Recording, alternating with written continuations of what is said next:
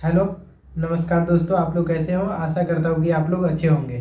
तो आज की इस वीडियो में हम आप लोगों को बताने जा रहे हैं कि क्लास 10th का एग्ज़ाम 1 महीने बाद है। अब हम लोगों के पास 30 दिन बस बचा रह गया है।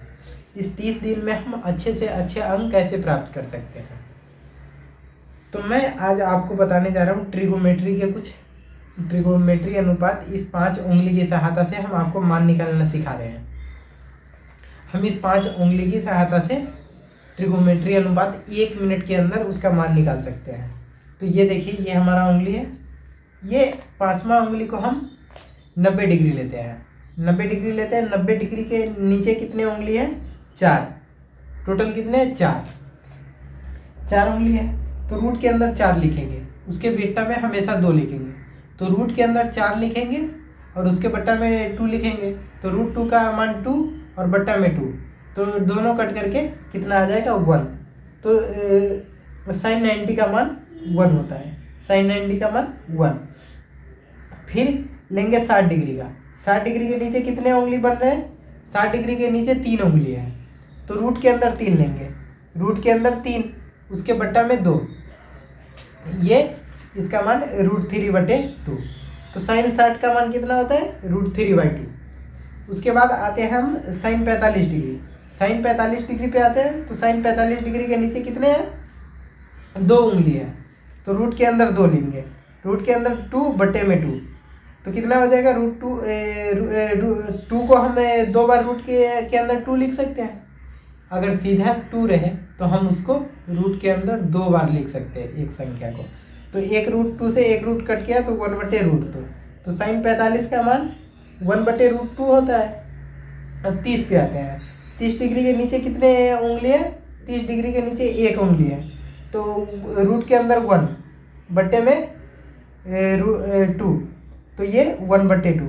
√1 का मान हमेशा 1 होता है। ये आप लोग हमेशा याद रखिएगा, √1 का मान हमेशा 1 ही होता है। तो ये 1/2।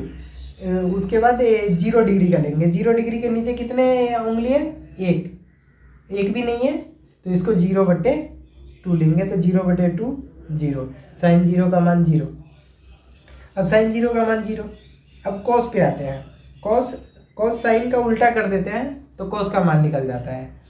तो इस cos का मान हो गया cos 30 का 1, cos 0 का 1, 30 का √3/2, 45 का 1/√2 और 60 का 1/2 और 90 का 0।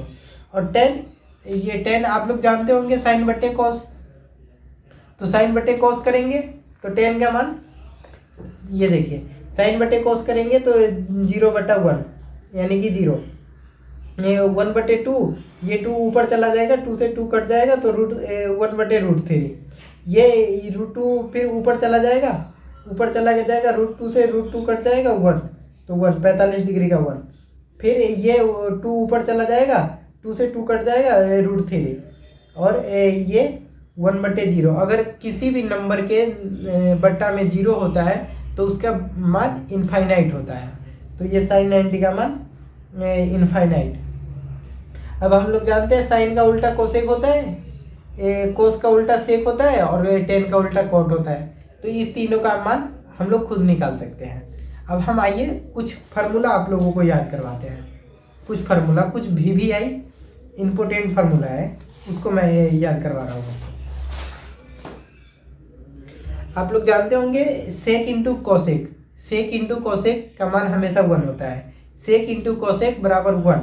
1/sin बराबर कोसेक थीटा। 1/sin बराबर कोसेक थीटा। sin थीटा बराबर 1/कोसेक थीटा। ये फार्मूला आप लोग याद रखिएगा।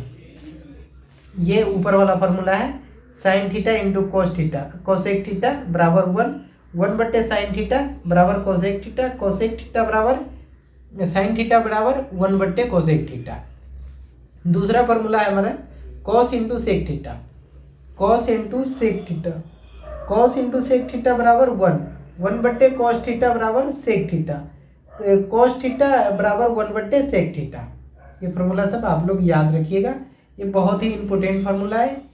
इनका मैं एक क्वेश्चन भी आपको अभी दिखा रहा हूँ, वो 2 नंबर में आएगा ही आएगा। ये 1 से 2 क्वेश्चन जरूर आएगा 2 नंबर में। तो लास्ट तक बने रहिएगा, मैं आपको क्वेश्चन भी एक बना करके दिखा रहा हूँ इस फॉर्मूले पे। Tan theta into cot theta बराबर 1/tan थीटा बराबर कोट थीटा बराबर टेन थीटा बराबर 1/कोट थीटा, टेन थीटा बराबर साइन थीटा बटे कोस थीटा, कोट थीटा बराबर कोस थीटा बटे साइन थीटा, टेन थीटा बराबर साइन थीटा बटे कोस थीटा,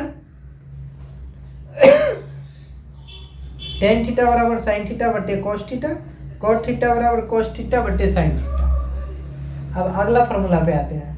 अगला फॉर्मूला है sign square theta plus cos square theta बराबर 1, sine square theta plus cos square theta बराबर 1, sine square theta बराबर 1 minus cos square theta, cos square theta बराबर 1 minus sine square theta, sine square theta बराबर 1 minus cos square theta, cos square theta बराबर 1 minus sine square theta, 1 plus tan square theta बराबर sec square theta, 1 plus tan square theta बराबर sec square theta, tan square theta बराबर sec square theta minus 1, tan square theta बराबर 1 sec square theta minus 1, sec square theta minus tan square theta बराबर 1, sec square theta minus tan square theta बराबर 1, 1 plus cot square theta बराबर cosec square theta, 1 plus cot square theta बराबर cosec square theta, cot square theta बराबर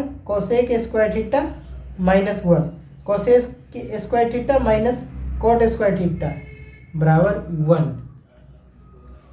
मैं अब आपको एक question दिखा रहा हूँ। इस क्वेश्चन को, ये क्वेश्चन आपको 2 नंबर में पूछेगा ही पूछेगा, जरूर पूछेगा। ये देखिए, ये कह रहा है, क्वेश्चन कह रहा है cos theta plus sec theta बराबर 5/2, cos theta plus sec theta बराबर 2/5, तो cos square theta plus sec square theta बराबर हुआ 8। इसको हमको मान निकालना है। तो ये क्वेश्चन आपको 2 नंबर में अवश्य पूछेगा ही पूछेगा। इस बार हर साल पूछता है। ये यहाँ पे मान चेंज कर दे, लेकिन क्वेश्चन यही रहेगा। यहाँ पे कॉस की जगह 10 कॉट कर दे, ये हो सकता है। तो इस दोनों को हम होल स्क्वायर कर देंगे। दोनों का होल स्क्वायर कर देंगे तो इस cos square theta plus sec square theta plus 2 into cos theta into sec theta बराबर हो जाएगा 25/4। Cos square theta plus sec square theta बराबर प्लस 2 इंटू 1। इन दोनों का मान आप लोगों को अभी मैंने बताया है। Cos theta into sec theta बराबर 1। तो ये 1 यहाँ, ये 2 गुने 2 हो जाएगा। Cos square theta plus sec square theta बराबर 25/4 minus 2। Cos square theta plus sec square theta बराबर 25 माइनस 8/4। ये 4 का एलसीएम लिया, ये तो 2 चौका 8 हुआ, माइनस 25 माइनस 8, तो ये हो जाएगा 17/4। इसका आंसर हो जाएगा। अब मैं आपको 2-4 साइंस के VVI इम्पोर्टेंट क्वेश्चन बताता हूँ, आप लोग उसको जरूर याद करके एग्जाम में जाइएगा।